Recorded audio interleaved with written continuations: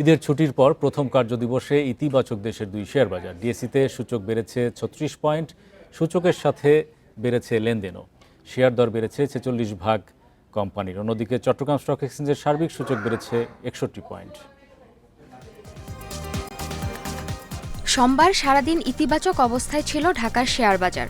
দিন শেষে ডিএসইএক্স সূচক ৩৬.৭৬ পয়েন্ট বেড়েছে, অবস্থান করছে ৫,৩৭২ পয়েন্টে।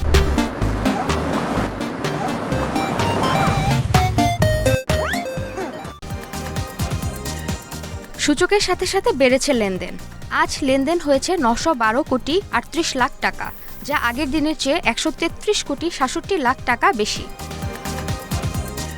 লেনদেনে অংশ নেওয়া ৩৮৬টি কোম্পানি ও মিউচুয়াল ফান্ডের মধ্যে দর বেড়েছে ১৭৯টির, দর কমেছে ১৫২টির। অপরিবর্তিত রয়েছে ৫৫টি প্রতিষ্ঠানের শেয়ার দর।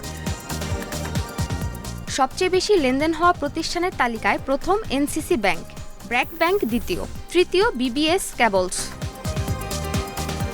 এদিকে শতাংশের দিক থেকে দর বৃদ্ধির তালিকায় প্রথমেই আছে সোনারগাঁও টেক্সটাইল, মেঘনা কনডেন্স মিল্ক দ্বিতীয়, তৃতীয় গোল্ডেন সন। অন্যদিকে চট্টগ্রাম স্টক এক্সচেঞ্জে সার্বিক সূচক বেড়েছে ৬১.০২ পয়েন্ট, লেনদেন হয়েছে ৪৭ কোটি ১৫ লাখ টাকা।